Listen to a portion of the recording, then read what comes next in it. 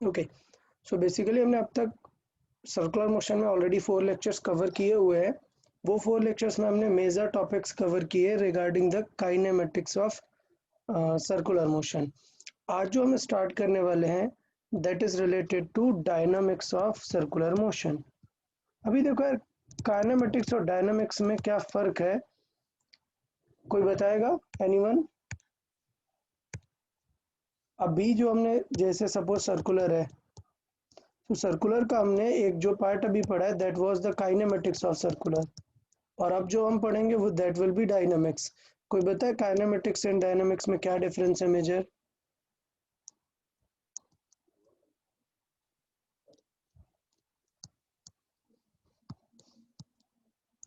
यार एक at the very beginning जब मैं काइनेमेटिक्स पढ़ा रहा था तब मैंने एक्सप्लेन किया था काइनेमेटिक्स और डायनामिक्स में क्या डिफरेंस है।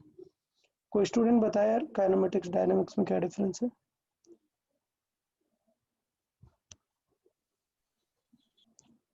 इतना टेंस सिनेरियो क्या बना लेते हो यार, कुछ भी बताओ। इतना मतलब ऐसा कुछ थोड़ा ना कि प्राइज मनी है और negative marks. Kinematics is related with motion and okay, motion. What about dynamics? force and that. Uniform motion. Uniform motion? नहीं यार, ऐसा कुछ नहीं है। Something else? और पता है यार, ऐसा कुछ नहीं है यार, थोड़ा सा डिस्कस करना है आपको, कुछ बोलना है। आपको क्या लग रहा है? सबको कुछ, सबको वर्ड सुनते ही, हाँ कुछ लोग जरूर सो रहे होंगे अभी, बस लेक्चर ऑन करके बैठ गए होंगे, उनकी बात नहीं कर रहा हूँ, बट जो लोग लेक्चर अटेंटिवली सुन रहे हैं उनके मन में तुरंत थॉट्स आते ही हैं। बेसिक ह्यूमन नेचर है कि मैंने बोला kinematics word, so they will be thinking a lot about the kinematics and dynamics. तो बता देता हूँ यार, चलो मेजर डिफरेंस बता देता हूँ।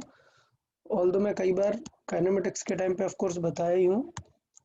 Kinematics is related to motion, ठीक है, and dynamics is also the study of motion. Both are the study of motion, but one thing is crucial in these two parts, that it is without considering the cause. इसमें हम cause के बारे में बात नहीं करते, means how the motion will be created हम बात करेंगे। यार देखो, ये सर्किल में घूम रहा है, इतना ओमेगा है, इतना अल्फा, ये सब है। हम ये बात नहीं करेंगे why this omega, why there is this alpha. So in the dynamics we discuss the cause, and cause for any motion is force. So basically in dynamics we'll be studying a lot about the force, while in kinematics we just study the motion और path कि कैसा path है, कैसा motion है। तो अभी समझ आया कि सर्कुलर को दो पार्ट में क्यों डिस्कस किया है। एक हम डिस्कस करेंगे सिर्फ मोशन वाला पर्सपेक्टिव जो हमने ऑलरेडी कर रखा है, इक्वेशन ऑफ मोशन यूज करना और ये सारी चीजें। और नेक्स्ट पर्सपेक्टिव क्या है? डायनामिक्स, जिसमें हम क्या स्टडी करेंगे? फोर्स। क्या वो ऑब्जेक्ट पे फोर्सेस कैसे लग रहे हैं। डन यार, क्लियर है? Yes, sir. Okay good. यार दो स्टूडेंट्स का मेरे पे मैसेज आया हुआ था कि वो जो ओमेगा निकालते हैं किसी नॉर्मल पॉइंट के about, let's say omega of B with respect to A, ये लिखना है, तो ये कैसे लिखते हैं उनको समझ नहीं आया यार। तो मैं फिर से एक बार एक्सप्लेन कर देता हूँ। बहुत ही सिंपल सा सिनेरियो, सोचो ये पॉइंट है और आपको इस पॉइंट का ओमेगा लिखना है। फिर से सब लोग समझे, ये पॉइंट ए है, ये बी है, किसका ओमेगा लिख रहे हैं हम? बी का। किसके रेस्पेक्ट में लिख रहे हैं? ए के रेस्पेक्ट में। Okay. तो यार फर्क ये है कि ये जो इनकी डिस्टेंस है बी और ए की, सब लोग यार अच्छे से सुनो, फिर से बता रहा हूँ, ये जो बी की पोजीशन है यार, ये कैसे एंगल बनाएगी, एंगल कैसे कवर करेगी, ये होता है हमारा ओमेगा। तो सोचो अगर मैं वी यहाँ पे ऐसे रख दूं तो कुछ एंगल तो कवर करेगा ही, जैसे ये नीचे आएगा। इवन मैं अगर वी ऐसे रख दूं तब भी थोड़ा आगे जाएगा थोड़ी देर बाद, तब भी कुछ एंगल कवर करेगा। तो एंगल तो डेफिनेटली कवर होने ही वाला है, चेंज होने ही वाला है। तो इसके लिए हमने सीधा पैटर्न बनाया हुआ है, सीधा फॉर्मूला अगर आपको ओमेगा निकालना है कभी भी v with respect to a, so it is v perpendicular by r, और ये वी परपेंडिकुलर टू पोजीशन है। इसका मतलब ये है कि आपको पोजीशन के परपेंडिकुलर वाली वेलोसिटी लाना है, मतलब आपको ये वाला वी यूज करना है। क्वेश्चन में अगर लकी हो आप, अगर ऐसा ही वी दे दिया तो फिर यहाँ पे कुछ करने की जरूरत नहीं है, सीधे यही वाला वी लिख दो क्योंकि it is already perpendicular to position.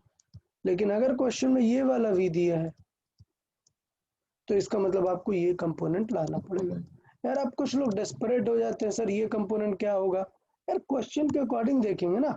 सोचो आर वेक्टर ऐसे जा रहा है, ये आर वेक्टर ऐसे बाहर जा रहा है ना, बाहर की तरफ, और ये वी वेक्टर है। क्वेश्चन में अगर आर और वी के बीच का एंगल दिया है थीटा, तो इसका मतलब ये थीटा है तो यहाँ आएगा वी कॉस थीटा और यहाँ आएगा वी साइन Right. थीटा। तो फॉर्मूला बनेगा यार v sine theta by r. कोई टेंशन क्या है यार इसमें, डन। बट आप लोग समझते नहीं हो यार, मतलब मैंने वी साइन थीटा ले लिया तो दिल पे ले लेते हो, सर आपने बताया फार्मूला वी साइन थीटा था फिर कॉस। यार क्वेश्चन पे देखेंगे ना। सोचो क्वेश्चन में वी और आर के बीच का एंगल नहीं दिया, कुछ ऐसी कंडीशन दे दी कि जो थीटा है वो ये गिवन है, तो भाई परपेंडिकुलर में इस बार यहाँ पे इस एरो में क्या कंपोनेंट आएगा, v cos theta. V cos theta आएगा ना। तो ऐसे दिल पे क्यों ले जाते हो कि नहीं सर एक क्वेश्चन में आपने वी साइन थीटा लिखा, दूसरे में वी कॉस थीटा क्यों लिख दिया। मैंने दोनों क्वेश्चन आपको कराने का ट्राई किया है कि जब वी और आर के बीच का एंगल दिया होगा तब साइन आएगा, लेकिन जब ये एंगल दिया है तो फिर थीटा आएगा, कॉस थीटा आ जाएगा। तो अलग अलग तरीके से देखना है। फिर एक बात करते हैं, कई बार ये आर नहीं दिया होता, ये आर दी है, तो इसका मतलब ये थोड़ा है कि ये आर आप यूज कर लोगे। थोड़ा सा थीटा है तो ये 90 डिग्री है, तो ये 90 माइनस थीटा हो जाएगा, तो ये थीटा हो जाएगा। इस थीटा से ये निकालो डायगोनल पहले, फिर हम यूज करेंगे। ऐसा थोड़ा ना कि ये वाला आर ले लोगे। मैंने ये थोड़ा ना लिखा है कि वी अपॉन आर परपेंडिकुलर, ये लिखा है क्या, नहीं, क्या लिखा है हमने, वी परपेंडिकुलर बाई आर। समझ रहे हैं आप लोग, वी बाई आर नहीं लिख देना, v perpendicular by r perpendicular ये नहीं लिखना है, वी बाई आर परपेंडिकुलर ये लिखना है। यार अभी क्लियर है क्या सबको, with respect to any point कैसे लिखते हैं। भाई Yes, sir. दो लोग जिन लोगों ने मैसेज किया था उन लोग को समझ आया यार, ठीक है। तो आज हम स्टार्ट करते हैं फिर डायनामिक्स ऑफ सर्कुलर मोशन।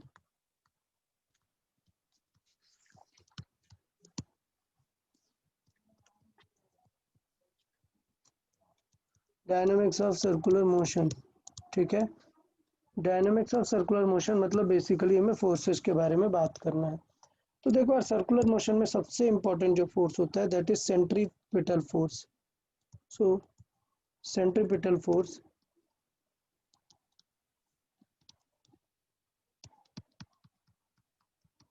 देखिए, सेंट्रीपिटल फोर्स क्या होता है। Centripetal force is, it can be any real force, it is any real force which helps to generate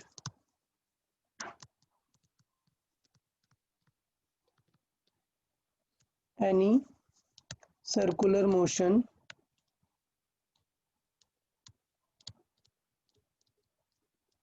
with its direction always towards the center,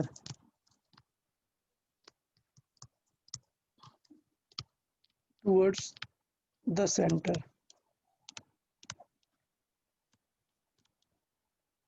okay, इसका मतलब क्या है यार, देखें, मतलब it is any real force which helps to generate any circular motion with its direction always towards the center।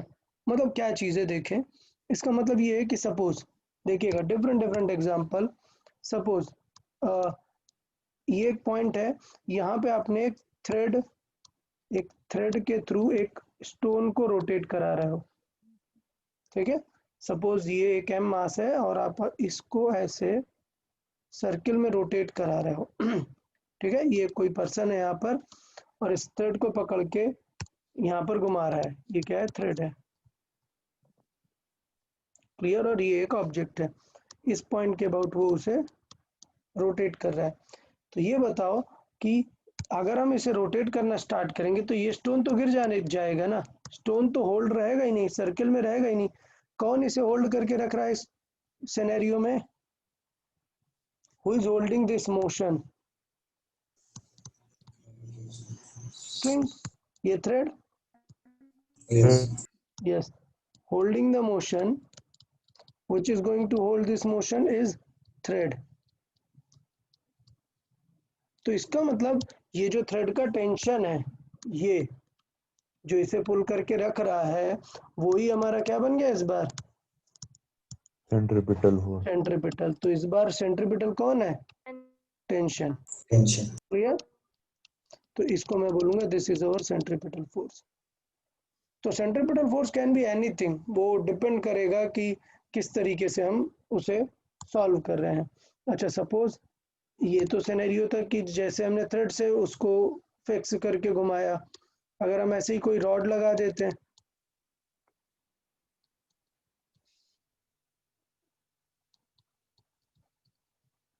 Clear. Suppose ये एक rod है और ये स्टिक करा दिया हमने एक मास इससे और फिर घुमा रहे हैं, तो इसका मतलब इस बार सेंट्रीपिटल कौन देगा? इन दोनों के बीच में जो फोर्स आ रहा होगा, ऐसे ऐसे लग रहा होगा। क्या है? दो अगर रिजिड बॉडीज हैं, उनके बीच में ऐसे कोई कांटेक्ट होता है तो हमें पता है उस वाले फोर्स को क्या बोलते हैं? Normal force. सो इस बार ये जो मास है उसको कौन बचा रहा है? दोनों का स्टिक करने वाला फोर्स, नॉर्मल फोर्स। तो ये जो नॉर्मल फोर्स है, ये हमें इस बार क्या दे रहा है? सेंट्रीपिटल। तो इसका मतलब है क्या सेंट्रीपिटल खुद एक कोई फोर्स है क्या? नहीं। सेंट्रीपिटल मतलब एक नेम है। सेंट्रीपिटल मतलब क्या है? एक नेम है, और it can be anything. Okay, तो ये थोड़ा सा हमें यहाँ पर याद रखना है। क्या? Centripetal force is a name. सबको याद रहेगा, समझ आया? सेंट्रीपिटल फोर्स क्या चीज है? कोई फोर्स है क्या एक्चुअल में? नहीं. नहीं, सेंट्रीपिटल खुद कोई फोर्स नहीं, it is just a name. Circular motion के टाइम पे टेंशन और any force which is directed towards the centre, it can take the name of centripetal force. Clear. तो फिर मैं यहाँ पे लिख देता हूँ ये चीज कि F C P is just a name. Clear. Okay. अच्छा, दूसरी अच्छी बात कि इसका हमें फॉर्मूला पता होता है, because it is always directed towards the central. Okay, so this must be mass into acceleration towards the centre, and Yes. Acceleration towards the centre हमें ऑलरेडी पता है Is क्या? square bar. v square by r. So centripetal का formula हो जाता है mv square by are. दूसरा क्या फॉर्मूला होता है एसी का अगर ओमेगा गिवन है तो? W square omega bar. Square r, दोनों याद रखना है। तो ये फॉर्मूला हमारा सेंट्रीपिटल फोर्स का हो जाता है। सेंट्रीपिटल में किसी को कोई डाउट? सेंट्रीपिटल समझ में आया? खुद कुछ नहीं है, जस्ट एक नेम है, और ये नेम क्या होगा? कोई भी एक रियल फोर्स इस नेम को कंसिडर कर सकता है। समझ आया सबको? अच्छा, सेंट्रीपिटल फोर्स के बाद अगर हम बात करें तो कुछ चीजें सर्कुलर मोशन में, कुछ वर्ड्स बहुत ही फेमस होते हैं। नंबर वन, जैसे कुछ वर्ड्स क्या है वो? Radial direction. रेडियल डायरेक्शन मतलब कौन सी डायरेक्शन होती है? Direction towards radius. हाँ, एरो किस तरफ होगा? सेंटर की तरफ या बाहर की तरफ? सेंटर। सेंटर की तरफ। शाबाश। बाहर बाहर। यार रेडियल पोजीशन सेंटर की तरफ थोड़े ना बनाते हैं, रेडियल इज आउटवर्ड। क्लियर। तो radial position is along the radius and direction कैसी? आउटवर्ड। ठीक है। सो रेडियल मतलब अलोंग द रेडियस। अच्छा, रेडियल डायरेक्शन के बाद एक आता है हमारे पास टेंजेंशियल डायरेक्शन, ये भी आप जानते हैं।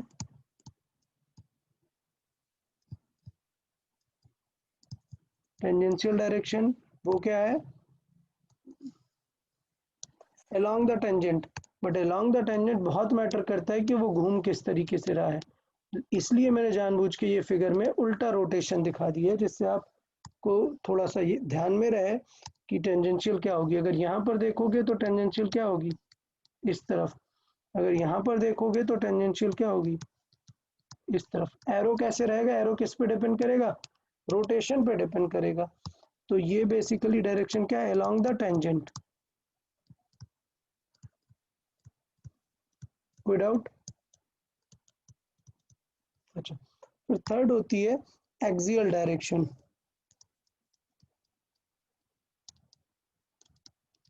कोई बताएगा एक्सियल डायरेक्शन क्या होगी?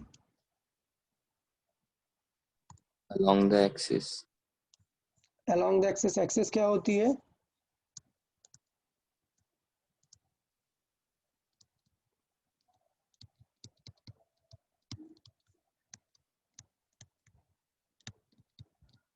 ओके, एक्सिस मतलब होती है, जैसे सपोज ये 3D में मैं बनाना चाह रहा हूँ, ये बात एक बार याद करो, बहुत ही स्टैंडर्ड है। अगर ऐसे सर्कल बना हुआ है मतलब ये 2D में है, मतलब इस प्लेन में ही सर्कुलर मोशन हो रही है, और अगर इस तरीके से बना है मतलब ये सर्कुलर मोशन 3D प्लेन में हो रही है, इनटू द प्लेन हो रही है मोशन, और आउट ऑफ द प्लेन हो रही है, इस तरीके से ये मोशन हो रही है। ठीक है, तो ये इसका सेंटर होगा, ये इसका रेडियस होगा, ये इसकी टेंजेंशियल पोजीशन होगी, सपोज इस केस में इनटू द प्लेन है। ठीक है, तो इसकी जो एक्सिस होती है ये, इसको बोलते हैं axial direction. So this is axis, और अलोंग द एक्सिस जो डायरेक्शन है वो एक्सियल, मतलब 3D में बात आने लग गई। समझ आया यार सबको एक्सियल पोजीशन क्या होती है? Yes sir. Okay, good. तो यहाँ तक हमने तीनों बातें थोड़ी सी बेटर फॉर्मेट में एक देखी। अभी एक क्वेश्चन के थ्रू हम सीखेंगे, मतलब डिफरेंट सिनेरियो। चले एक क्वेश्चन देख लेते हैं और उसके थ्रू समझते हैं कि क्या क्या इन एक्सिस में डिफरेंस पड़ने वाला है। सपोज क्वेश्चन है, find the tension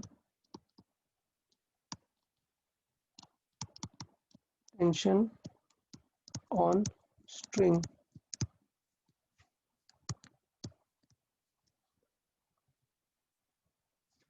of length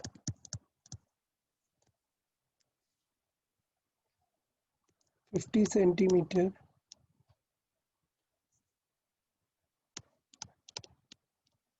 tied with 2 kg mass at end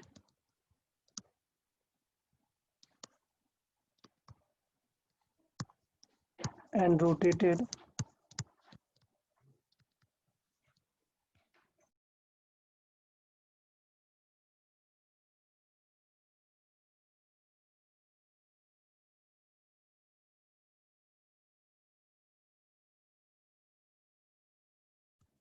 देखिए, मैंने अभी कुछ क्वेश्चन नहीं पूछा आपसे, सिर्फ सिंपल सा है कि टेंशन हमें फाइंड करना है, सिनेरियो ज़्यादा कुछ बताया नहीं है। तो पहले मैं एक फिगर के थ्रू बनाता हूँ कि यार ये जो मैं ड्रॉ करने वाला हूँ ये एक हॉरिजॉन्टल सर्किल है। हॉरिजॉन्टल सर्किल का मतलब कैसे, मैं बात पहले भी आपको एक दो बार ये पॉइंट बोल चुका हूँ कि यार हम जो स्टडी कर रहे हैं दैट इज हॉरिजॉन्टल सर्किल। मतलब सपोज ये एक टेबल है, ठीक है, और कोई एक सर्कुलर मोशन है जो इस टेबल में हो रही है। डन। तो इसका mg जो लग रहा होगा वो कहाँ लग रहा होगा, कल भी मैंने ये चीज बताई थी, ऐसे नीचे लग रहा होगा। mg किस डायरेक्शन में काम कर रहा होगा बताएं, रेडियल, टेंजेंशियल, एक्सियल, किसमें? Axial. Axial. एक्सियल में काम कर रहा Axial. होगा। तो मैं ये आपको समझाना चाह रहा हूँ कि ये हम जो ड्रॉ कर रहे हैं ये है हॉरिजॉन्टल सर्किल। तो ये क्या है, horizontal circle, horizontal circle.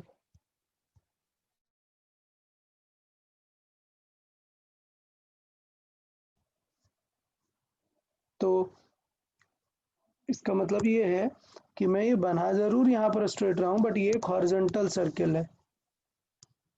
Okay, अब हॉरिजॉन्टल सर्किल में सिचुएशन क्या है, क्वेश्चन में गिवन है कि एक स्ट्रिंग है एल लेंथ की, उससे एक मास टाइट किया हुआ है और उसको रोटेट कर रहे हैं अपन किसी ओमेगा से।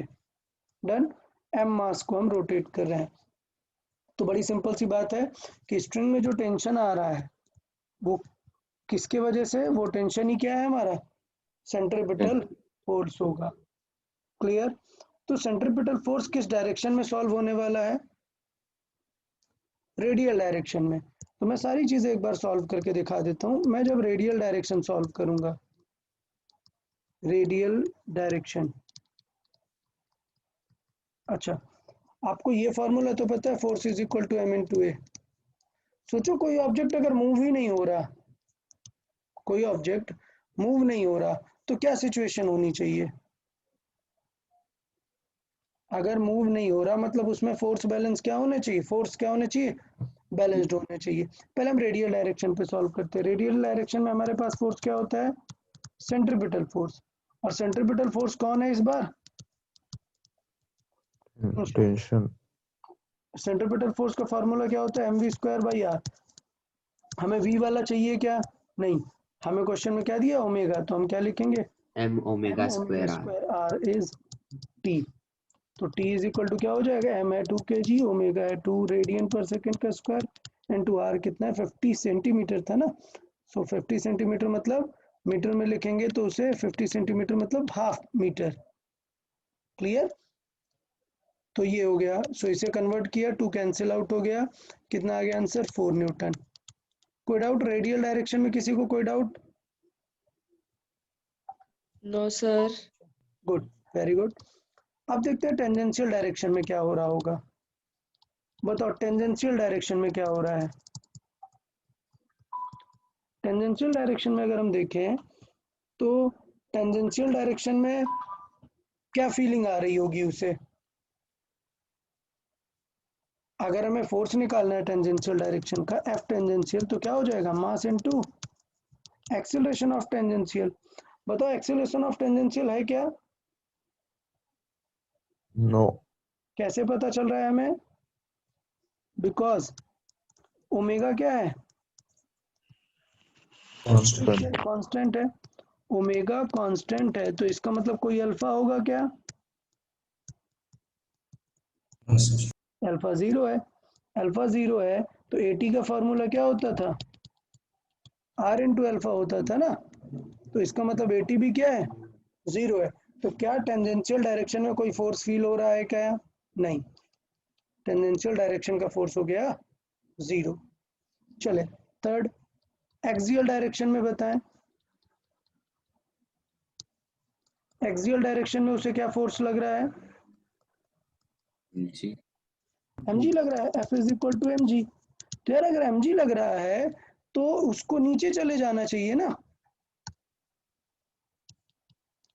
Then yes it must go downward because of mg। Clear, ये mg क्या है, डाउनवर्ड डायरेक्शन है। बट प्रॉब्लम क्या है, प्रॉब्लम ये है कि it is kept on a table. मैं क्या कंसिडर कर रहा हूं, it is kept on a table. So table रोकेगा ना उसे, ऑफ कोर्स रोकेगा। यस तो अगर टेबल नहीं होती तो कभी वो सर्किल ऐसा रहता क्या, नहीं, नो सर। वो सर्किल उसे नीचे ले जाता। तो आप कभी ट्राई करो, आप कभी भी ट्राई करो, आप एक थ्रेड को घुमाओ, आप कितना भी फास्ट घुमाओ, एग्जैक्ट परफेक्ट हॉरिजॉन्टल सर्किल नहीं बन सकता आपसे। क्यों, क्योंकि mg तो नीचे लगेगा ही, mg को काउंटर करने के लिए कोई तो चाहिए ही चाहिए। बट हमारा जो फोर्स है वो तो इस तरफ है, वो mg को बैलेंस कर सकता है क्या, नो सर। नहीं कर सकता है। तो उसके अकॉर्डिंग हमें समझना रहेगा कि mg को फिर बैलेंस नहीं कर सकता है कोई, इसलिए रियल में कभी भी परफेक्ट सर्किल नहीं बन सकता है। बट अगर आप एक्सपेरिमेंटल देखोगे, आपने बचपन में किया भी होगा, एक थ्रेड से एक मास को हैंग करके आप अगर घुमाओगे तो हो जाएगा, नियरली एक हॉरिजॉन्टल सर्किल आ जाएगा। पता है ना क्यों, किसकी वजह से, एयर रेजिस्टेंस की वजह से, वो एक एक्स्ट्रा थ्रस्ट प्रोवाइड करता है। समझ आया, तो इसलिए आप एक हॉरिजॉन्टल सर्किल बना सकते हैं। बट अगर वैक्यूम में देखें जहाँ पे एयर नहीं है वहां पे आप कभी भी नहीं बना सकते हैं। अच्छा, तो हम डिस्कस कर रहे थे it is kept on a table, तो table will counter the mg ना, so table will counter the mg। सबको समझ आया?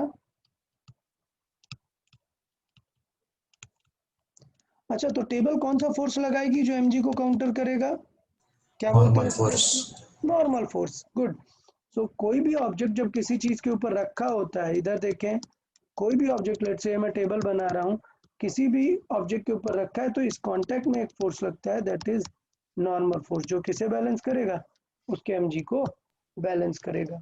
तो मैं यहाँ पर ये चीज बना देता हूँ कि ये साइड व्यू देख रहा हूँ मैं टेबल का, और यहाँ पे अगर वो सर्कुलर मोशन हो रही थी तो ये जो मास है, ये जो मास था, इसका हमें mg लग ही रहा था, और हमने बताया कि टेबल अब इस mg को काउंटर करेगी with a force that is called normal force. तो इसका मतलब कई बार हमसे पूछ लेता है कि what is the normal force in this scenario, तो नॉर्मल फोर्स कितना हो जाएगा? G. mg जितना। So normal force which is n, it will become mg।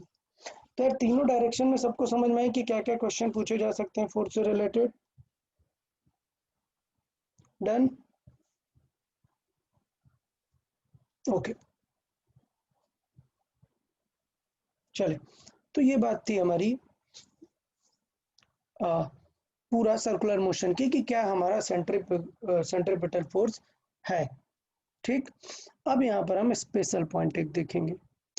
क्या?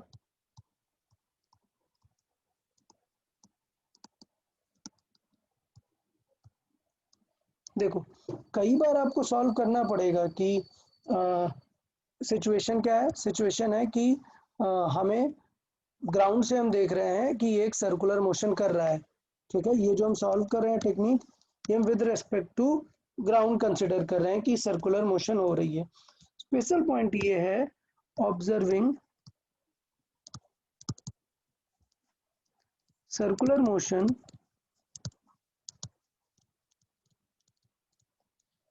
with respect to the object।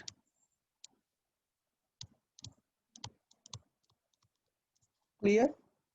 अब देखो, with respect to the object का मतलब क्या है आप समझना, मैं किस फीलिंग से आपको समझाऊंगा। सपोज ये एक सर्कुलर मोशन हो रही है, या एक ट्रैक है, ये एक सर्कुलर ट्रैक है जिसमें लेट से ये कार है। अब मैं कार ड्रॉ नहीं करने वाला हूँ, जस्ट एक पॉइंट बना रहा हूँ कि लेट से ये कार है, और आप अगर ग्राउंड में आप बाहर खड़े हो, आप यहाँ से ऑब्जर्व करोगे। ठीक है, आप ऑब्जर्व कर रहे हो with respect to ground, observe with respect to ground. अगर आप with respect to ground observe करोगे तो बड़ी सिंपल सी बात है, कार आपको कैसी दिख रही है? किस टाइप की मोशन कर रही है ये कार? सर्कुलर। Circular motion. कोई टेंशन नहीं, आपको दिखेगा car and his driver, car and his driver is performing circular motion। clear? performing circular motion। तो ये बताओ, सर्कुलर मोशन अगर हो रही है तो हमें एक कौन सा फोर्स चाहिए? परफेक्ट, अगर Centrifugal सर्कुलर मोशन हो रही force. है कौन सा फोर्स चाहिए हमें? सेंट्रीपिटल। यार Centrifugal. अगर एक कार घूम रही है, कार का तो इंजन उसे ऐसा स्ट्रेट मोशन दे रहा होगा, तो सेंटर की तरफ कौन सा फिर फोर्स आएगा? सेंट्रीपिटल फोर्स कौन देगा इस बार? हमें तो पता है car and his driver are performing circular motion, so there must be some centripetal force. बताओ कौन दे सकता है सेंट्रीपिटल फोर्स? ये एक रोड है, ये एक रोड है, ये कर्व्ड है, ये एक सर्किल का पार्ट है। आप एक कार मूव करा रहे हो इस रोड में, तो आप कार तो स्ट्रेट लेके जा रहे हो, सेंटर की तरफ कौन फोर्स देगा आपको? बताएं, क्या लगता है कौन दे सकता है? नॉर्मल होगा क्या यहाँ पर? नॉर्मल देगा, नॉर्मल की डायरेक्शन तो क्या हो जाएगी? नॉर्मल की डायरेक्शन तो क्या हो जाएगी भाई? एक्सियल हो जाएगी ना, और सेंट्रीपिटल हमें रेडियल चाहिए। नॉर्मल तो किस तरफ लग रहा होगा? Normal is equal to mg, ये तो एक्सियल हो गया। तो इसका मतलब कोई तो होगा, आपका को नेम नहीं पता, बट ये तो कंफर्म पता है कि कोई तो होगा ना रेडियल में। Torque. Yes, sir. Torque force नहीं है भाई, टॉर्क अलग चीज हो गई ना, फोर्स का दूसरा मॉडिफाइड वर्जन है, टॉर्क नहीं। रेडियल में कोई तो होगा, वो कोई बता देते हैं हम कौन रहेगा, दैट इज फ्रिक्शन। कौन रहेगा? Friction. फ्रिक्शन। अगर फ्रिक्शन नहीं है तो आप कार को कभी भी सर्किल में नहीं घुमाएंगे। पता है क्या हो जाएगी कार? देखो फील कराते हैं तुम लोग को। अगर ये सर्किल है, लेट से सर्किल क्या, एक ये ऐसे रोड है, आप साइकिल चला रहे हो, आप सीधे साइकिल चला रहे हो, आपने स्टाइलिश सा एक टर्न लिया, तो इसका मतलब टर्न लेने में there must be someone along the radial, otherwise आपका टर्न पॉसिबल ही नहीं है। You can not make a curve without the radial force. Clear है? तो सोचो वहां पे एकदम वेट है, सरफेस गीला है, और फ्रिक्शन एकदम कम है, फ्रिक्शन क्या है, बिल्कुल जीरो जैसा है, तो आप कभी टर्न ले सकते हो क्या? नहीं। तो आप No. अगर स्टाइल मारोगे, टर्न लोगे, तो क्या करोगे? गिर जाओगे आप। ठीक है, टर्न नहीं ले पाओगे। तो पॉइंट समझ में आया क्यों इंपॉर्टेंट है radial force? To make a circular motion. समझ आया? Without this radial force circular motion possible नहीं है। क्लियर है भाई? पॉइंट समझ आया कि नहीं? Yes, sir. Yes, sir. ठीक है, Yes, ठीक है। sir. तो मैं Yes, यहाँ sir. पर आपको Yes, sir. समझाना चाह रहा था, car and its driver are performing circular motion and friction will provide centripetal. So friction will provided centripetal.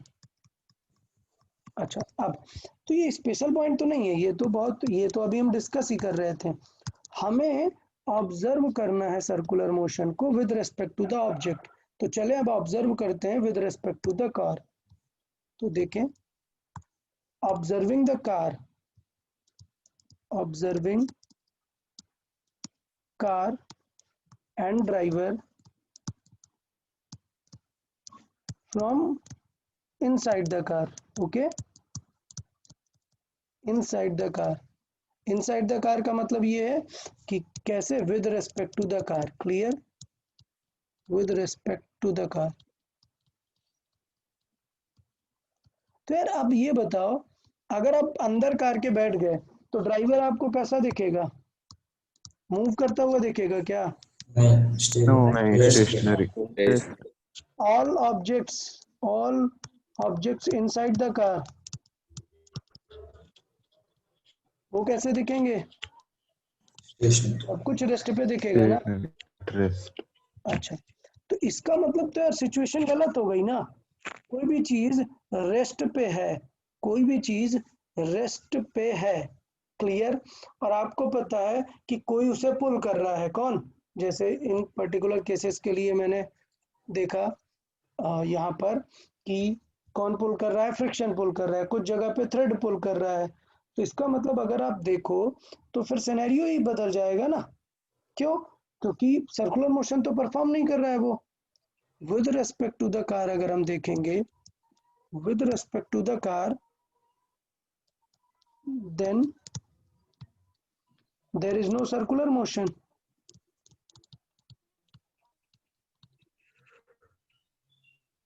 Okay, then there is no circular motion. तो इसका मतलब ये है कि यार कुछ तो यहाँ पे प्रॉब्लम हो गई। कैसे?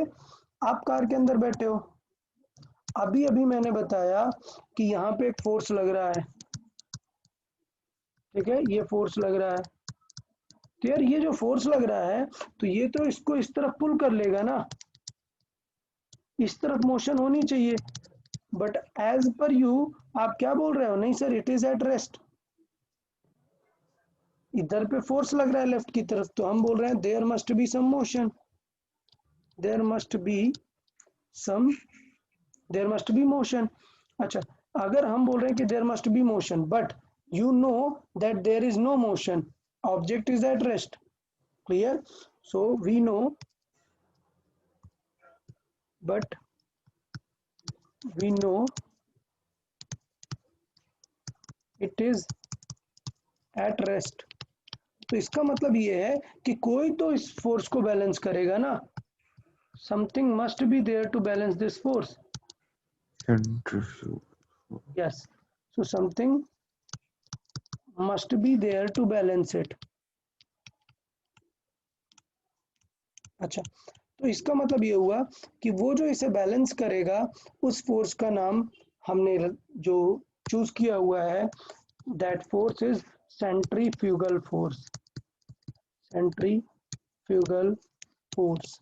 सो हम यहाँ पर बोल देंगे कि भाई ये इसको काउंटर करने के लिए एक फोर्स लगने वाला है, that force is centrifugal force.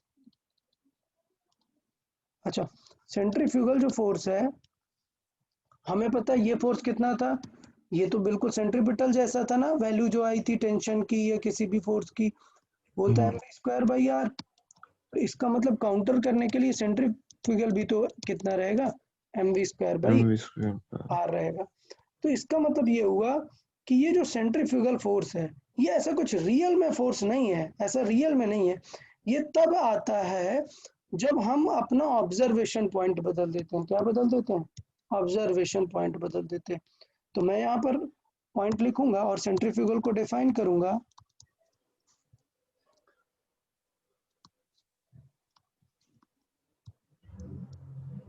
Okay, so it is not a real force. It is not a real force.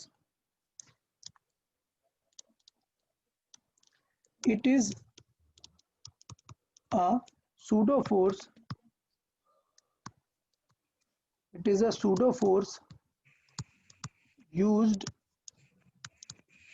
to balance a situation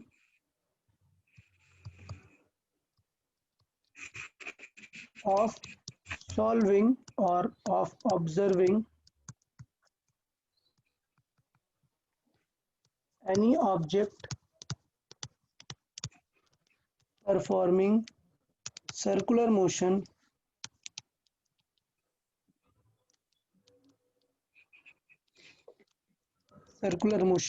with respect to that object. Circular motion with respect to that object. Okay, तो ये point है हमारा कि ये कब use होगा, जब हमारा सेंट्रीफ्यूगल फोर्स, जब हम विद रिस्पेक्ट टू ऑब्जेक्ट हम वो करेंगे। और अच्छी बात ये कि बहुत इंपॉर्टेंट है, वैल्यू कितनी होती है सेंट्रीफ्यूगल की, वैल्यू सेंट्रीफ्यूगल की वही होती है mv²/r या फिर m⍵²r, ये हो गई वैल्यू। और डायरेक्शन बहुत ही simple, always Rate of centripetal. Radially outward, radially outward. Clear? मतलब अपोजिट डायरेक्शन में हमेशा काम करेगा। सेंट्रीपिटल रेडियली इनवर्ड था, सेंटर की तरफ था, और ये ऑलवेज रेडियली आउटवर्ड रहने वाला है। क्लियर? और एक सबसे बड़ी बात कि ये तो क्वेश्चन सॉल्विंग में आ जाता है ना, ड्यू टू आवर मेथड। तो इसका मतलब ये है कि centripetal and centrifugal, FCP and FCF, equal in magnitude. yeah, FCF never acts simultaneously. Clear?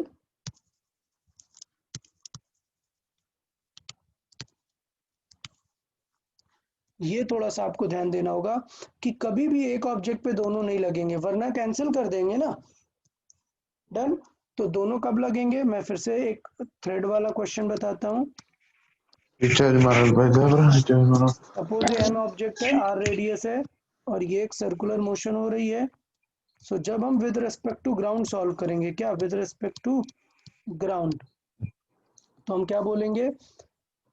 It is a circular motion, it is a circular motion. So with respect to motion and that force काय माहितीये तुला TV बघायचं नुसतं दुकान माहित का don't तिथलं forget to turn off the mic when you speak something. Don't forget to turn off the mic after you complete it. Okay, so T is our centripetal force, which is mv²/r. Clear? Now the same observation, if I observe with respect to the object, with respect to the object, तो object कैसा दिखना चाहिए, it must be at rest, rest, तो इसका मतलब forces must balance, but T तो लग ही रहा है क्योंकि वो तो एकदम रियल फोर्स है, तो इसे कौन बैलेंस करेगा, इसे बैलेंस करेगा सेंट्रीफ्यूगल। समझ आया?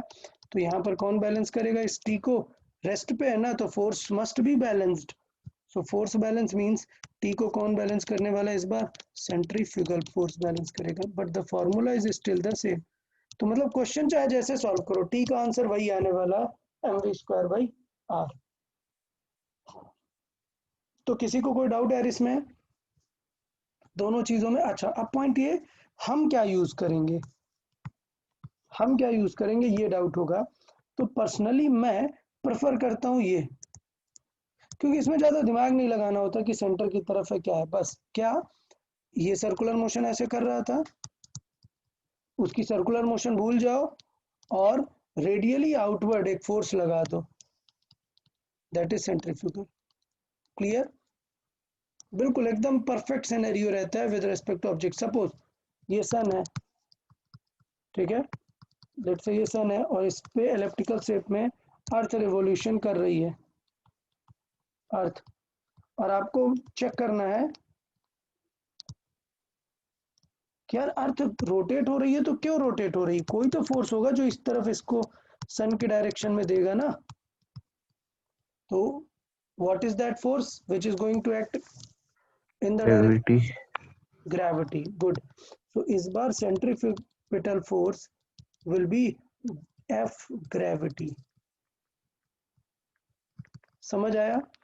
अच्छा, ये तो एक मेथड है, मैं सिंपल बोलता हूं, ये अर्थ है, इधर ग्रेविटी लग रही थी तो गिर जाना चाहिए ना इसे, अगर इस तरफ ग्रेविटी लग रही है, सन की ग्रेविटी, अगर इधर सन की ग्रेविटी लग रही है तो इसे इस तरफ चले जाना चाहिए था सन के पास, बट जा रही है क्या, नहीं। तो हमें पता है कि ये एक सर्किल में घूम रही है, तो इसका मतलब इसमें क्या लगेगा, एक mv²/r लगेगा। तो ग्रेविटी को कौन बैलेंस करने वाला है, mv²/r। ग्रेविटी का अगर आपको पता नहीं है, क्लास gm1m2r, m1m2/r²। अभी इसमें टेक्निकलिटी में नहीं जाना है, मैं जस्ट एक एक्सप्लेनेशन दे रहा हूँ कि कैसे चीज़ों को हम ऑब्जर्व करने वाले हैं। तो पर्सनली मेरे पर्सपेक्टिव से सॉल्विंग में ये ज़्यादा इजी होता है। क्लियर? तो मैं यहाँ पर अपना ओपिनियन लिख देता हूँ, usually it is easy to solve.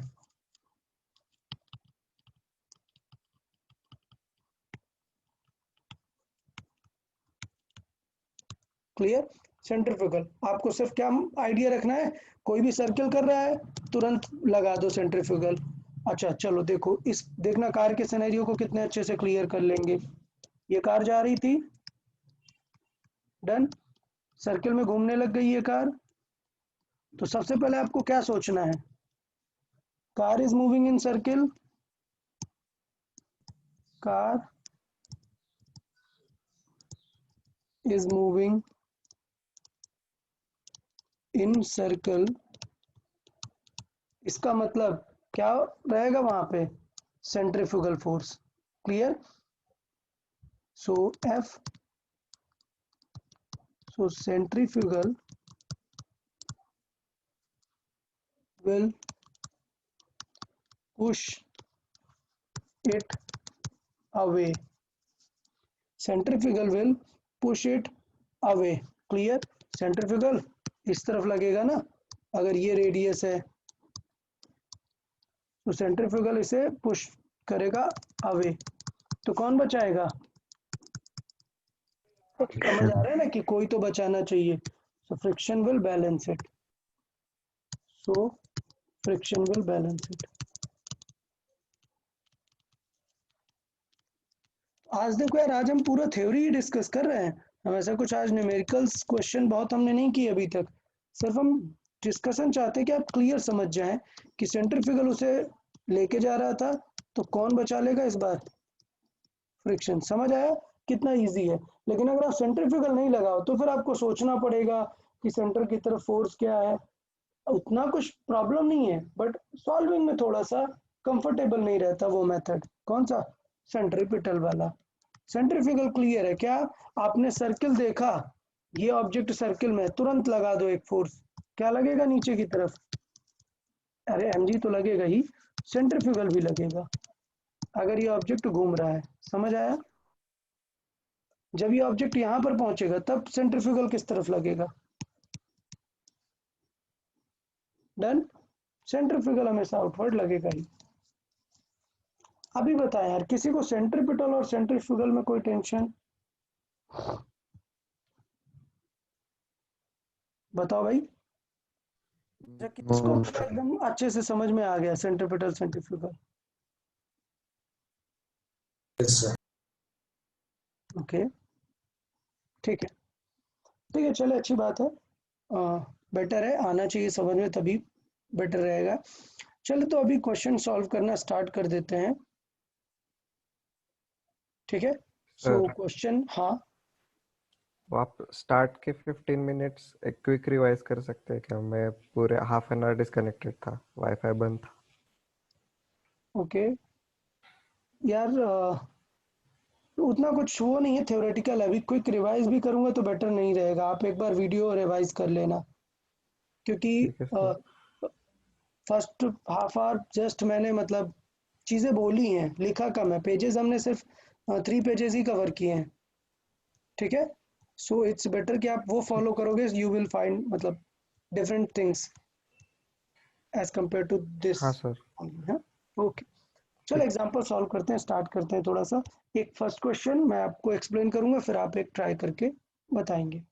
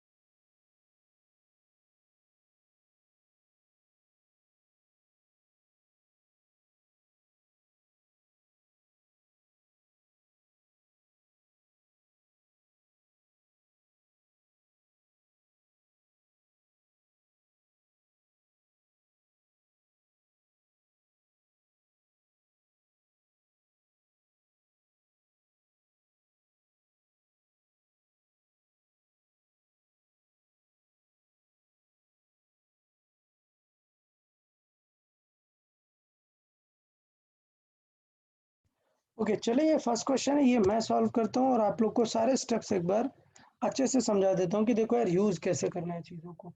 देखो, अभी ये एरो बता रहा है, ये एरो क्या बता रहा है कि ये सिस्टम को हम सर्किल में घुमा रहे हैं, ओमेगा दिया हुआ है हमने सिस्टम को। तो दो चीजें हैं, आपको एक तो तरीका है आप with respect to ground solve कर लो, और या तो है विद रिस्पेक्ट टू ऑब्जेक्ट। मैंने बताया विद रिस्पेक्ट टू ऑब्जेक्ट बहुत बेटर होता है, बट ये फर्स्ट क्वेश्चन है तो मैं आपको दोनों चीजें सिखाऊंगा, विद रिस्पेक्ट टू ग्राउंड कैसे करते हैं और विद रिस्पेक्ट टू ऑब्जेक्ट कैसे करते हैं। अच्छा, विद रिस्पेक्ट टू अगर मैं ग्राउंड देखूं तो इसका मतलब ये 1 kg वाला ऑब्जेक्ट सर्किल में घूम रहा है। क्लियर? ये 1 kg वाला ऑब्जेक्ट सर्किल में घूम रहा है, इस पे क्या फोर्सेस लग रहे हैं? ये स्ट्रिंग, स्ट्रिंग क्या करती है? हमेशा पुल करने का ट्राई करती है, तो ये स्ट्रिंग क्या करेगी? T1 फोर्स से पुल करेगी। ठीक है, फिर हमारे पास एक और थ्रेड कनेक्टेड है और ये दूसरा ऑब्जेक्ट 2 kg है। तो हमें पता है कि स्ट्रिंग इसे भी पुल कर रही होगी, किस फोर्स से? T2 फोर्स से। T2.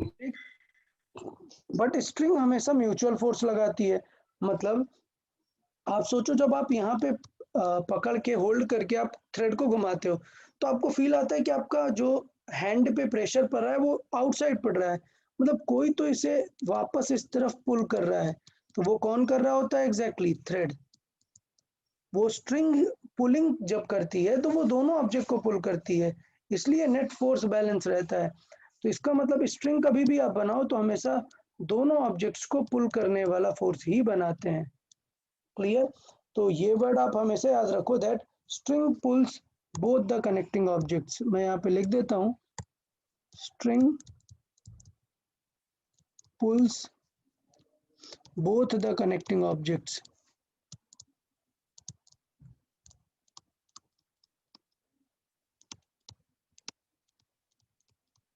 ओके, तो यहाँ पर इसका मतलब ये कि स्ट्रिंग जो है इसको भी पुल कर रही होगी। डन। तो ये सिचुएशन हमने इस तरीके से डील कर ली। बट अगर हम फिगर बनाए अलग अलग दोनों का, तो देखें 1 kg वाला घूम रहा होगा एक सर्किल में, बट इसको इस तरफ फोर्स कितना मिल रहा है T1, बट इस तरफ अपोज भी तो हो रहा है ना T2 का, तो नेट फोर्स कितना मिल रहा होगा? नेट जीरो नहीं भाई, सेंटर की तरफ फोर्स चाहिए तभी तो इसको सेंट्रीपिटल आएगा ना। तो वो होगा कि T1 ज्यादा है T1 और minus T2. ये, और यही फोर्स हमें क्या बन जाएगा? Centripetal force. तो इसका मतलब क्या आएगा? आएगा T1 minus T2 is nothing but mv square by r. Done. But देखो ओमेगा दिया है क्वेश्चन में, तो हमें क्या यूज करना चाहिए? m Omega square R. अब बताओ ये 1 kg वाला किस रेडियस पे घूम रहा है? 1 मीटर पे। 1 meter. क्लियर? तो लिख देते हैं T1 minus T2 is equal to कितना आ जाएगा? देखो m कितना है 1, 1. ओमेगा कितना है 4 का स्क्वायर, r कितना है 1। सो क्या हो गया T1 माइनस T2? 16 न्यूटन होगा। अब हमें एग्जैक्ट नहीं पता अमाउंट, बट ये पता है कि 16 न्यूटन होगा। चलो 2 kg वाले को सॉल्व कर लेते हैं। बताओ 2 kg वाले पे कौन सा फोर्स लग रहा था? T2। और ये किस रेडियस में घूम रहा है? ये 1 नहीं कर देना भाई, 1 रेडियस में नहीं, किसके अबाउट घूम रहा है? इसके अबाउट घूम रहा है। 2 meter. तो ये होगा 2 मीटर रेडियस पे घूम रहा है। अच्छा, तो एफ नेट इस बार कितना है? सिर्फ इस बार एफ नेट सिर्फ T2 ही है, और वही हमें क्या देने वाला है? सेंट्रीपिटल। तो T2 कितना हो गया भाई? Centripetal force it is m omega square r। और सारी चीजें बदल गई हैं यार। m कितना है इस बार? 2 kg। ओमेगा स्क्वायर कितना है? 4 का स्क्वायर। r कितना है? 2। तो देखो T2 कितना आ गया?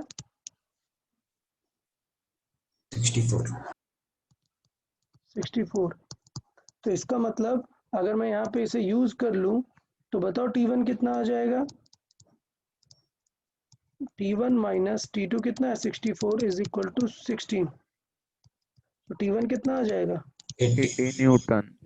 तो दोनों वैल्यूज आ गई। देखो एक आ गया T2 64, इक्वेशन में यूज किया तो T1 आ गया 80। डन। तो ये पैटर्न क्या है? ये जब हम इस तरीके से लिखते हैं that net force will give us centripetal force. Done.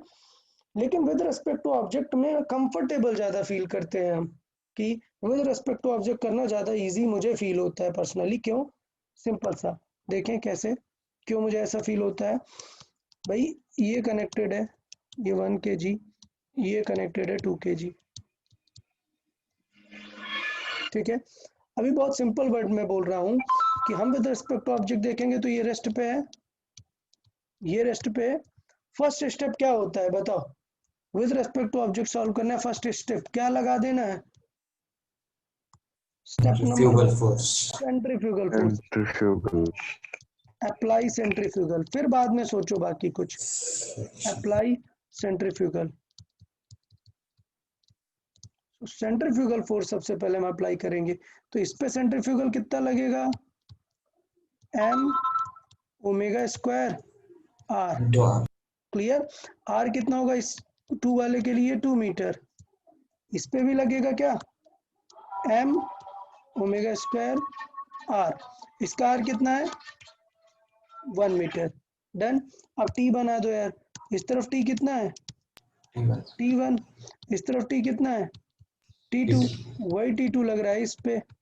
अब जब मैंने बताया कि ऑब्जेक्ट इज एट रेस्ट, तो मतलब क्या होना चाहिए? All forces must be balanced. All forces must be balanced.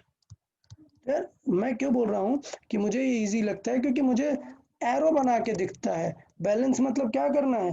Balance मतलब करना है F। Up is equal to F down. Balance का मतलब क्या होता है? बैलेंस का मतलब होता है F up is equal to down और F left is equal to F right. समझ आया बैलेंस्ड क्यों इजी होता है? बस अप डाउन कर दो या फिर लेफ्ट राइट के फोर्स। तो यहाँ पर अप डाउन के इक्वल करेंगे या left right? Left right. Left right के करेंगे ना, तो दोनों के लिए कर देते हैं लेफ्ट राइट के लिए। अभी मैं इतना सारा लिख रहा हूँ इसलिए आपको लग रहा है सर ये मेथड तो और बड़ा ही हो रहा है। नहीं, सॉल्विंग में कंफर्टेबल रहता है ये मेथड। क्या कि F left is equal to F right. तो पहले मैं ये वाला बॉक्स बना देता हूँ। इस तरफ कौन है? T2 है, या जस्ट ऐसे लिख देता हूँ। इस तरफ कौन है? T1 है लेफ्ट में, T1 राइट में कौन है? T2 है plus m omega square r। Done. इस वाले ऑब्जेक्ट के लिए क्या है लेफ्ट में? T2 है और राइट में क्या है? m omega square r। कोई doubt? T1 is equal to T2 plus m कितना है 1, ओमेगा कितना है 4 का स्क्वायर, r कितना है 1। क्या गया? T1 is equal to T2 plus 16। Done. इधर देखो T2 कितना आ गया, m कितना है 2, ओमेगा कितना है 4 का स्क्वायर, रेडियस कितनी है 2, सो कितना आ गया 64।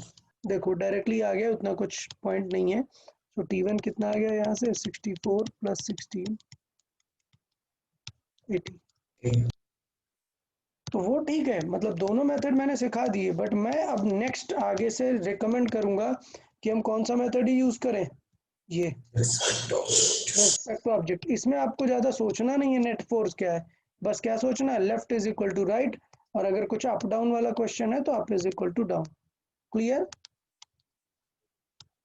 सिर्फ left is equal to right देखना है, लेफ्ट के all forces is equal to right side के ऑल फोर्सेस। तो इसमें लेफ्ट पे था T1 और राइट पे कौन कौन है? दो लोग हैं, T2 और m omega square r centrifugal.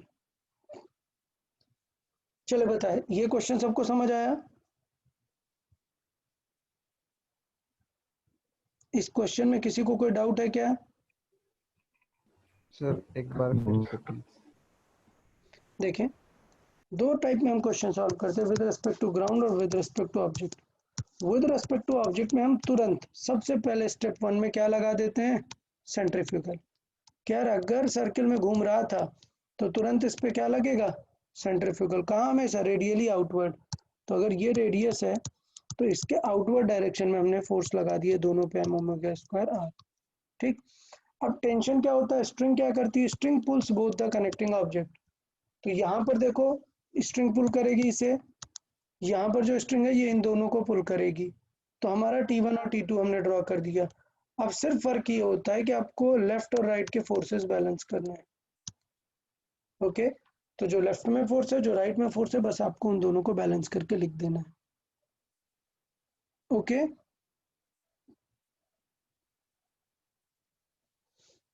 कोई डाउट किसी को? No sir. Okay, good good. देखें, एक क्वेश्चन के थ्रू समझेंगे और बेटर समझ में आ जाएगा। एक सिमिलर क्वेश्चन दे देते हैं।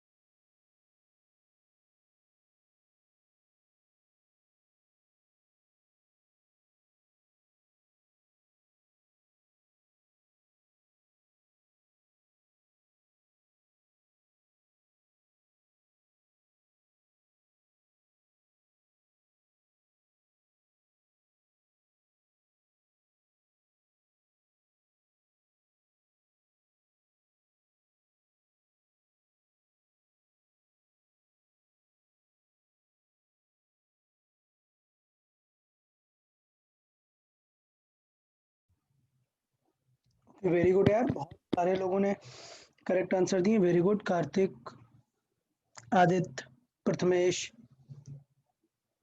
Very good. तो देख लेते हैं।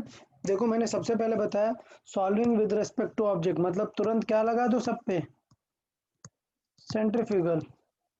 डन, सब पे लगा दो यार centrifugal, m omega square are.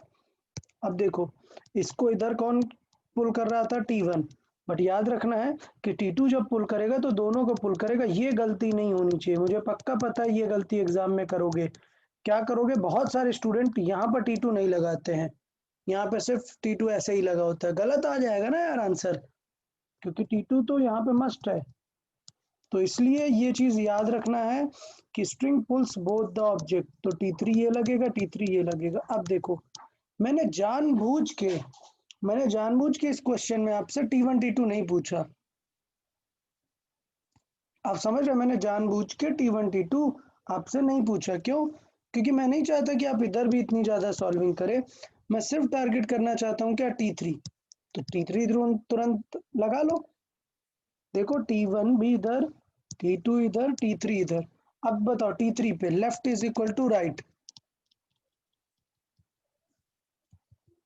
बताओ लेफ्ट तरफ पे कितना फोर्स आ रहा है, लेफ्ट तरफ पे कौन सा फोर्स है, सिर्फ T3 T3। राइट तरफ पे कौन है, एम ओमेगा स्क्वायर आर। तो मतलब T3 हाँ इक्वल टू कितना हो जाएगा, M3 ओमेगा 2 का स्क्वायर इंटू रेडियस कितनी 3, सो कितना आ गया 36 न्यूटन। अरे एक सेकेंड, सर बहुत मास 4 kg थी। हाँ 4 अच्छा 4 मास 4 kg। Okay okay, my mistake. वही मुझे लगा कि बहुत सारे लोगों ने 48 आंसर दिया था। ओके 48 करेक्ट ही है, गुड। चले यहाँ पर देखो यार, यहाँ पर कर लेते हैं, क्या पैटर्न है, F left is equal, although मैंने क्वेश्चन में पूछा नहीं है बट सीख लेते हैं कि करना क्या है exactly. F left is equal to F right. अच्छा अच्छा, एक चीज और, ये जो मैं फोर्स पढ़ रहा हूँ ना, ये नेक्स्ट चैप्टर है हमारा एक लॉज ऑफ मोशन, इस चैप्टर के बाद क्या है, लॉज ऑफ मोशन।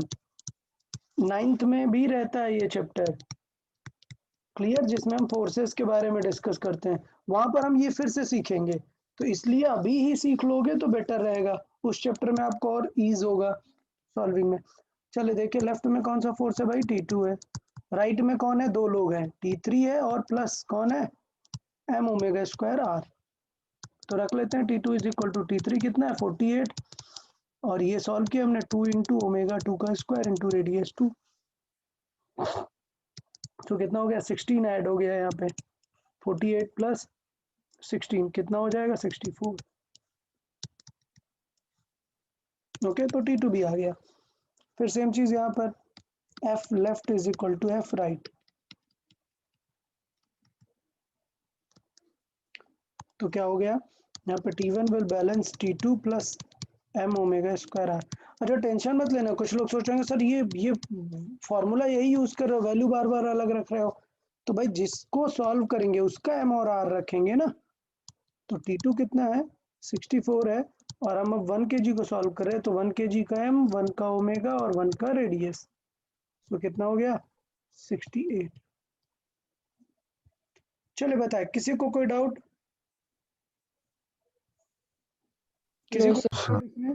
ओके, काफी सारे स्टूडेंट्स ने गलती की कि कुछ लोगों ने 36 आंसर दिया, कोई बताएगा why they have answered 36 Shiv Prasad? Sir वो मास 3 kg ले लिया था। ओके ओके नो प्रॉब्लम, ठीक है चलेगा, वो सीक्वेंस में आ जाता है 1 2 3, तो इसलिए हो गया, ठीक है कोई बात फ्रिक्शन नहीं। कब लगेगा? हाँ बता रहे हैं बेटा, फ्रिक्शन कब आएगा, जब उस में थ्रेड नहीं होगा तब वहां पर फ्रिक्शन आएगा। अच्छा चले, तो फ्रिक्शन का सबसे पहले बिफोर यूजिंग द फ्रिक्शन हमें ये देखना पड़ेगा, ऑल्दो मैंने बताया कि ये मैं फिर से पढ़ूंगा, मतलब फिर से नेक्स्ट चैप्टर में पढ़ूंगा ही, बट उससे पहले ही मैं डिफाइन कर देता हूँ फ्रिक्शन फोर्स। फ्रिक्शन फोर्स ठीक है, सो फ्रिक्शन फोर्स मैं डिफाइन करता हूँ, इसको कैसे लिखते हैं, स्मॉल एफ से रिप्रेजेंट कर सकते हैं, स्मॉल एफ आर, ठीक है टेंशन नहीं लेना, स्मॉल एफ या small F R. Friction force क्या होता है? देखें, सपोज एक ऑब्जेक्ट रखा हुआ है, लेट्स से m मास का है, तो बताओ इस पे नीचे क्या एक्ट कर रहा होगा? Gravity, yes, mg। उसको काउंटर करने के लिए कौन आएगा? नॉर्मल। नॉर्मल। तो अगर मैं यहाँ पर लगाऊं कि ये तो रुका हुआ है, तो F up is equal to क्या होगा? F down. डाउन। तो इसका मतलब भाई एन इज इक्वल टू कितना आएगा? mg आ mg। जाएगा। अच्छा, तो इसका मतलब ये होगा कि अगर मैं इस बॉक्स को पुश करना चाहूं तो what is the possible friction? Friction की खास बात है, it is a smart force. Smart force, oppose करेगा फोर्स। हाँ, स्मार्ट फोर्स का मतलब क्या है? Acts only when required. मतलब अभी कोई इस बॉक्स को पुश कर रहा है क्या? नहीं। नहीं पुश कर रहा, तो there will be no friction. यार मैं बोल रहा हूँ कि लेट से एफ लेफ्ट में कोई फोर्स है क्या? लेफ्ट से एफ लेफ्ट है 0, तो then there will be no friction. There will be no friction. Clear? ये सिचुएशन है। लेकिन सोचो अगर मैं लेफ्ट में पुल करूं, स्पेशल पॉइंट है ये भाई, ये स्पेशल है। If F left is not 0, F left is not 0, तो फ्रिक्शन को रिक्वायर आ गई ना। मतलब क्या, कोई से लेफ्ट में पुल करने लग गया है, तो फ्रिक्शन क्या करेगा? अपोज करेगा। Friction will oppose and act towards right. समझ आया किस तरफ एक्ट करने लगेगा? राइट साइड में। कोई डाउट? लेकिन सोचो उल्टा कर दें हम, इफ एफ राइट का फोर्स 0 ना करें। 0 नहीं का मतलब क्या है? Some force is towards left, okay, some force is acting left side. सोचो राइट का फोर्स अगर 0 कर देंगे तो फ्रिक्शन का काम तो अपोज करना है ना, तो फ्रिक्शन किस तरफ एक्ट करेगा? लेफ्ट। या एंड एक्ट टुवर्ड्स लेफ्ट। ये दो चीजें आपको सबसे पहले समझनी है। क्या? अगर फोर्स राइट साइड है तो फ्रिक्शन भाई हमारे कहाँ होंगे? लेफ्ट की तरफ होंगे। और अगर फोर्स लेफ्ट की तरफ है तो फ्रिक्शन किधर होगा? राइट की तरफ। क्लियर है इतना? इसमें किसी को डाउट कि फ्रिक्शन किस तरफ एक्ट करेगा? और स्मार्ट फोर्स है कब? जब कोई भी फोर्स नहीं होगा, एफ कोई भी, लेफ्ट और राइट, कुछ भी, लेफ्ट और राइट,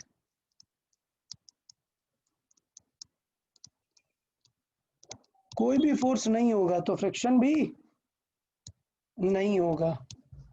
समझ आया? पक्का सबको ये बात समझ में आई कि फ्रिक्शन नहीं होगा? तो मैंने बताया it is a smart force acts when required and how much it can act, its max value, what is its max value? I'll write it is into n, mu into n. What is mu here? It is a friction coefficient. Friction coefficient.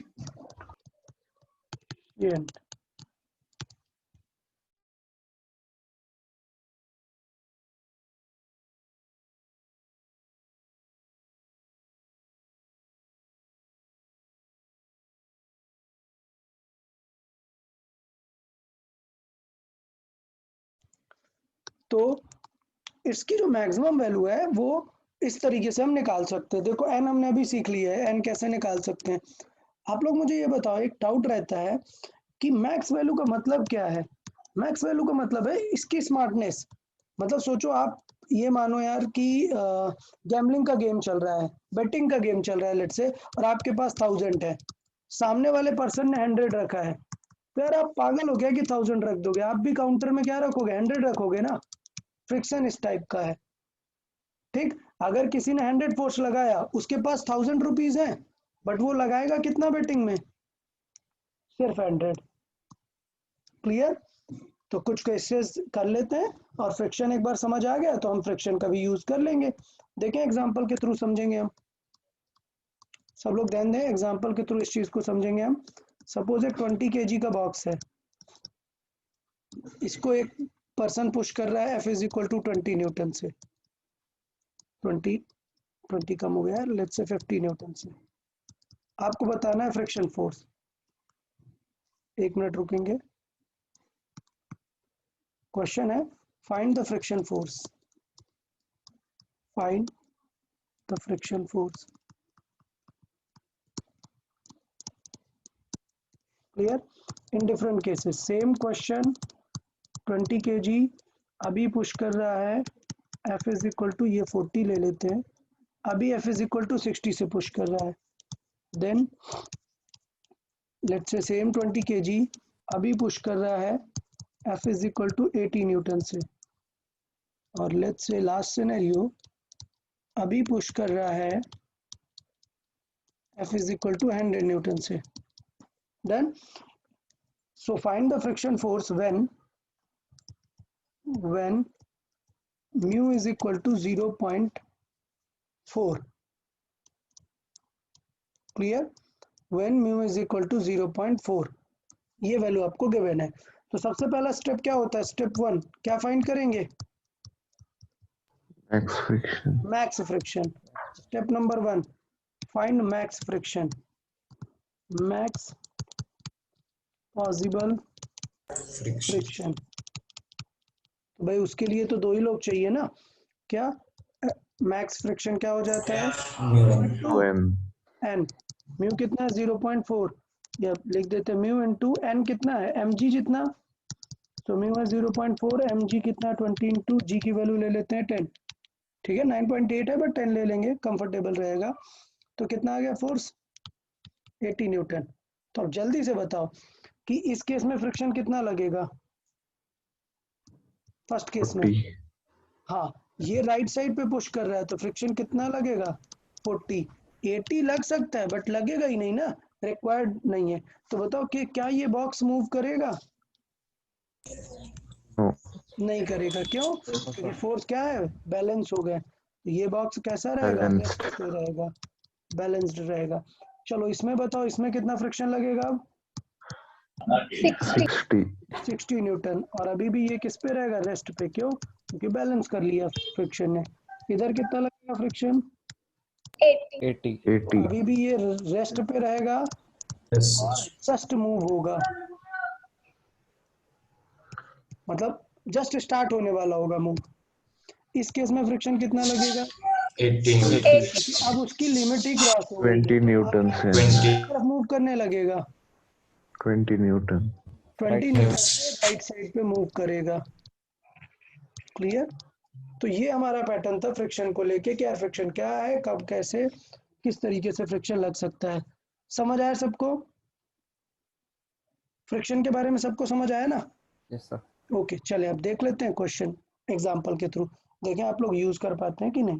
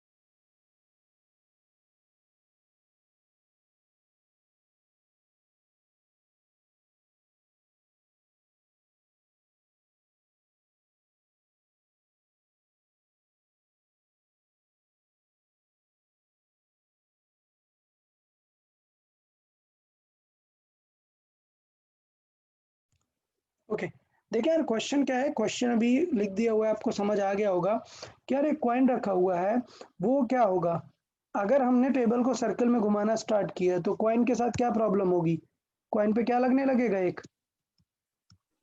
Centrifugal force. एक centrifugal, ये centrifugal क्या करेगा, उसे गिरा देगा। हाँ, clear, फेंक देगा तो बाहर। सेंट्रीफ्यूगल बाहर फेंक देगा उसको, तो हमें क्या करना पड़ेगा, बचाएगा कौन उसे, friction. Okay so who will counter it, friction. So जल्दी से करें, कवर करें और ओमेगा निकाल के बताएं क्या आंसर होगा। पहले बताए फ्रिक्शन मैक्सिमम कितना काउंटर कर सकता है, मैक्सिमम फ्रिक्शन कैसे निकाल लेंगे, न्यू एन।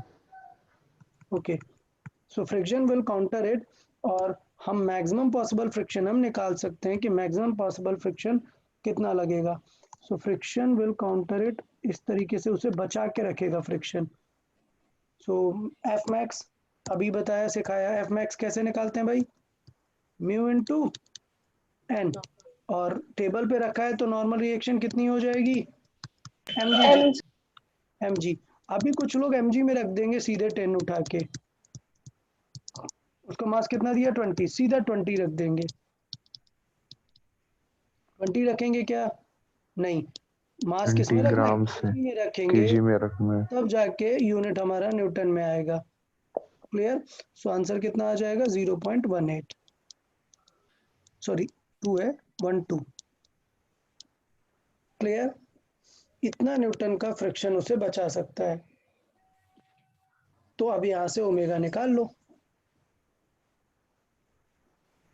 कैसे निकालेंगे, फ्रिक्शन काउंटर करेगा सेंट्रीफ्यूगल को, तो Max फ्रिक्शन equals to W square bar. Will counter the centrifugal, तो इसका मतलब ये होगा 0.12 will counter which m omega square r. अरे यार एम रखने की जरूरत ही नहीं थी, देख रहे हो, आंसर हो जाता एम रखने की जरूरत ही नहीं थी, यस। मैंने निकाल लिया है, बट अभी आप लोग को एम रखने की जरूरत ही नहीं है, पूरा फ्रिक्शन रख दो, mu m g is equal to इधर क्या है, m omega square r. Clear, तो एम क्या होगा, कैंसिल आउट होगा, एम रखने की जरूरत भी नहीं थी। म्यू कितना है 0.6 into 10 is equal to omega square, हमें चाहिए रेडियस कितनी है 50 cm. 50 सेंटीमीटर, तो उसे मीटर में रखेंगे हम लोग 0.5 और 5। लिखेंगे बेटर रहेगा।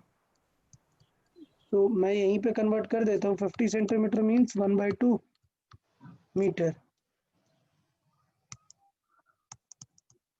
तो 2 इधर मल्टीप्लाई में हो जाएगा, ओमेगा स्क्वायर की वैल्यू कितनी आ जाएगी 12, 12 तो ओमेगा 12. की 2 वैल्यू √3। आ जाएगी 2√3। √12, सो ओमेगा की वैल्यू आ जाएगी √12 और 2√3, बाद में √3 आप जानते हैं मल्टीप्लाई कर लेंगे, आंसर आ जाएगा रेडियन पर सेकेंड में। तो अभी समझ आया फ्रिक्शन को कैसे यूज करना है,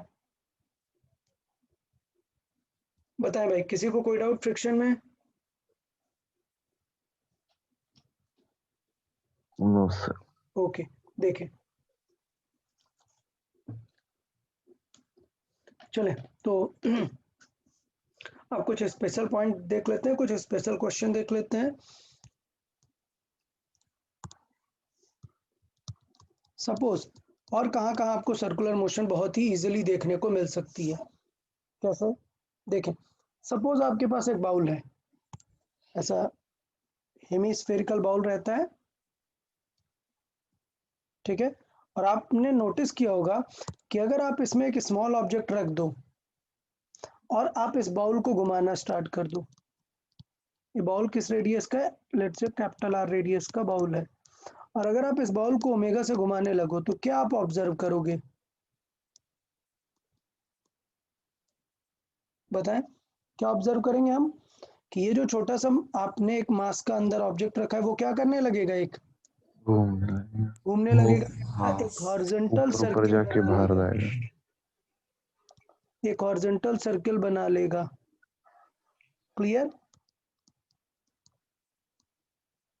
किसी को कोई डाउट इसमें, अच्छा ये चीज एक आपको माइंड में रखना पड़ेगा कि ये एक डिफरेंट रेडियस में घूम रहा है, स्मॉल आर। क्लियर, अब बताओ, अभी कोई किसी को डाउट? अच्छा, अब ये बताओ, अगर आप ज्यादा फास्ट घुमाने लगोगे, ओमेगा ज्यादा करोगे तो क्या देखने को मिलेगा आपको? आर बढ़ेगी।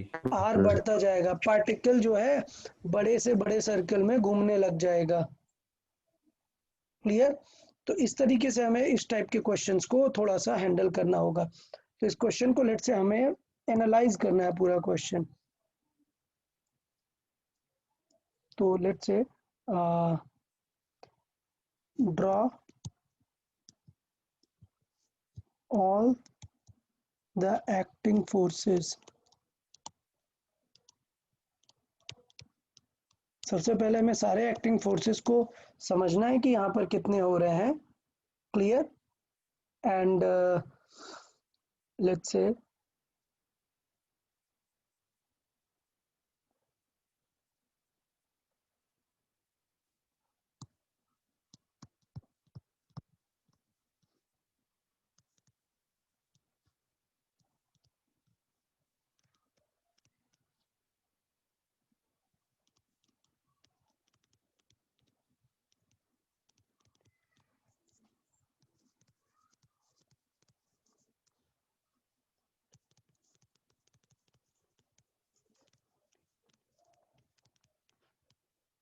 ओके, सो सपोज उसका स्पीड हमें कुछ गिवन है v, तो उसके अकॉर्डिंग वो किस सर्किल में, मतलब आप समझ रहे हो, जितना फास्ट घुमाओगे उतना बड़ा सर्किल बनाएगा। तो हमें बस यही एनालाइज करना है कि वो कितना बड़ा सर्किल बनाएगा। ओके, तो ये आप लोग होमवर्क में कल करके लाएंगे, बट मैं पहले फोर्स डायग्राम यहीं पे डिस्कस करूंगा आपको कि फोर्स किस टाइप में उसमें बनने वाले हैं। ठीक है, तो अभी एक बार फोर्स समझते हैं हम लोग कि लेट्स से ये बाउल है और हम फोर्स को समझने का ट्राई करते हैं कि लेट्स से ये पार्टिकल एक सर्कुलर मोशन कर रहा है। ओके, तो let's say at any time particle यहाँ पर टच है। क्लियर? बताओ mg किस तरफ लग रहा होता है? डाउनवर्ड। डाउनवर्ड। mg की कोई टेंशन नहीं है, डाउनवर्ड। mg, बट नॉर्मल कैसे लगता है? अपवर्ड। उसके परपेंडिकुलर। परपेंडिकुलर लगता है। यहाँ पर प्रॉब्लम यही गड़बड़ होती है कि नॉर्मल हमेशा अपवर्ड नहीं होता है। mg जरूर ग्रेविटी की तरफ होता है, डाउनवर्ड, बट नॉर्मल हमेशा परपेंडिकुलर। अपवर्ड नहीं होता है। इट होता है normal is always perpendicular to the contact. तो मैं यहाँ पे लिख के हाईलाइट करूंगा इस चीज को, normal force is always perpendicular to the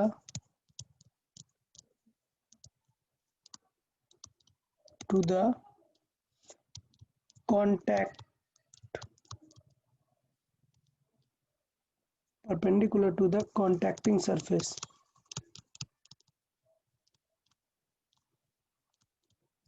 done? तो ये चीज़ यार काफ़ी इंपॉर्टेंट है, ये एकदम हाईलाइट करके एकदम याद रखो, क्योंकि आगे बहुत ज़रूरत पड़ेगी। बहुत बार आपको नॉर्मल फोर्स ड्रॉ करना पड़ेगा। आपको तुरंत ध्यान देना है कि कॉन्टैक्टिंग सरफेस के परपेंडिकुलर। तो अभी कॉन्टैक्टिंग सरफेस कैसा होगा? ये टाइप का होगा ना, टेंजेंट। ये कॉन्टैक्टिंग सरफेस है ना, तो किसी भी टेंजेंट का परपेंडिकुलर कहाँ से पास होगा? बाउल के सेंटर से। सेंटर से। क्लियर? तो ये समझना है कि जो इसका नॉर्मल फोर्स होगा वो ये होगा। समझ आया सबको? किसी को कोई डाउट नॉर्मल में? तो क्या अभी मैं ये बोल सकता हूँ क्या कि n is equal to m g हो जाएगा? No sir. मैं नहीं। यही बताना चाह रहा था इस क्वेश्चन के थ्रू कि यार n is equal to m g हमेशा नहीं होता। कब के लिए होता है? सिर्फ हॉरिजॉन्टल के लिए, जब दोनों सरफेस कैसे होते हैं? फ्लैट, सीधे होते हैं। डन? अच्छा, ये दो फोर्स हो गए। एक फोर्स तो मिसिंग है भाई, जो सबसे पहले ड्रॉ करते हैं, जो सबसे पहले ड्रॉ करते हैं, सेंट्रीफ्यूगल। अगर ये स्मॉल आर रेडियस में v स्पीड से घूम रहा है, ठीक है, समझे? अगर ये ऑब्जेक्ट स्मॉल आर रेडियस में v स्पीड से घूम रहा है तो एक क्या लगेगा इस पे? सेंट्रीफ्यूगल। अब बताओ सेंट्रीफ्यूगल किधर लगेगा? इधर लगेगा? No sir. सेंट्रीफ्यूगल हमेशा कैसे लगता है? Radially outward. आउटवर्ड मतलब डायरेक्शन। ये लगेगा, ये क्या हो जाएगा? Centrifugal which is mv² by small r। अब समझ आया? क्लियर? अब यहाँ पे लगेगी यार मैथ। क्या मतलब मैथ? मतलब मैथ वाली मैथ नहीं, फिजिक्स वाली मैथ ही लगने वाली है। क्या? Force balance, up and down. Clear? तो आप देखना फोर्सेस कैसे लग रहे हैं। यहाँ पे मैं बना रहा हूँ, ये mg लग रहा है, ये लग रहा है mv² by r, और ये लग रहा है नॉर्मल। क्या बताओ कौन सा फोर्स प्रॉब्लम कर रहा है? कौन सा फोर्स अप एंड डाउन में नहीं है नॉर्मल प्रॉपर? नॉर्मल। नॉर्मल। तो नॉर्मल हमें क्या कर लेना चाहिए? कंपोनेंट। कंपोनेंट। बहुत बढ़िया यार, समझदार हो गए हो तुम लोग। तो कर लेंगे अपन कंपोनेंट। तो अगर मैंने ये मान लिया थीटा, यूजुअली थीटा वर्टिकल से ऐसे माना करते हैं, पता है? ये मतलब एक स्टैंडर्ड है कि थीटा वर्टिकल से गिवन होता है यूजुअली। तो क्या इसे थीटा मानेंगे? नहीं, इसे थीटा मानेंगे। u कोई cos doubt? theta is equal to mg तो ये क्या हो जाएगा? n cos cos theta, theta और ये हो जाएगा n sin theta। sin theta. बस अब एकदम सिंपल है। क्या? f up is equal to f down and f left is equal to f right। तो समझ आए? सारे फोर्सेस हमने यहाँ पर जस्टिफाई किए। अप में कौन है? n cos theta is equal to क्या हो जाएगा? mg। ये एक फोर्स हो गया। दूसरा n sin थीटा, ये किसे बैलेंस करेगा? mv² by r। अब डाउट यहाँ पर ये है भाई, हाँ डाउट यहाँ पर देखो क्या है कि अननोन क्या चीज है? थीटा चलो निकालते हैं इससे, इस फिगर से बताओ थीटा कैसे निकाल सकते हैं? r, और ये वाली डायगोनल क्या हो जाएगी? Capital R। साइन थीटा कितना हो जाएगा इस फिगर से? r/n। साइन थीटा मान लेते हैं कैपिटल R क्या थी? फुल R हमने ली थी, तो क्या हो जाएगा? Small r by capital R। किसी को कोई डाउट? Sir hypotenuse. अगर हाँ परपेंडिकुलर हुआ डायगोनल, डायगोनल देखो रेडियस ना, ये बाउल की रेडियस R है ना, तो चाहे कहीं पे भी चेक करो R ही रहेगी ना, ये R। ठीक है? तो ये चीज हमें यहाँ पर समझ में आई। अब सॉल्विंग कैसे करेंगे? किसी को याद है? अगर हमें नॉर्मल निकालना है तो कैसे निकालेंगे? याद है? अगर ऐसी टाइप की दो इक्वेशन आती हैं तो कैसे निकालते हैं नॉर्मल? कॉस थीटा आता है और sine theta, squaring and adding. Squaring and adding. Clear? Squaring and adding, squaring and adding. उससे क्या हो जाएगा? कॉस स्क्वायर आएगा, साइन स्क्वायर आएगा, दोनों क्या हो जाएंगे? 1। तो इसका मतलब एन स्क्वायर क्या आएगा? mg का mg square square plus plus mv² by r का स्क्वायर। एक तो हो गया ये। दूसरा, अगर मुझे थीटा चाहिए, tan theta, squaring and dividing. Just dividing okay. तो जस्ट डिवाइडिंग tan थीटा कितना आ जाएगा हमारा? tan theta mg n square by cancel r out हो divided जाएगा, by क्या आ mg जाएगा? mv² by r divide by square by g।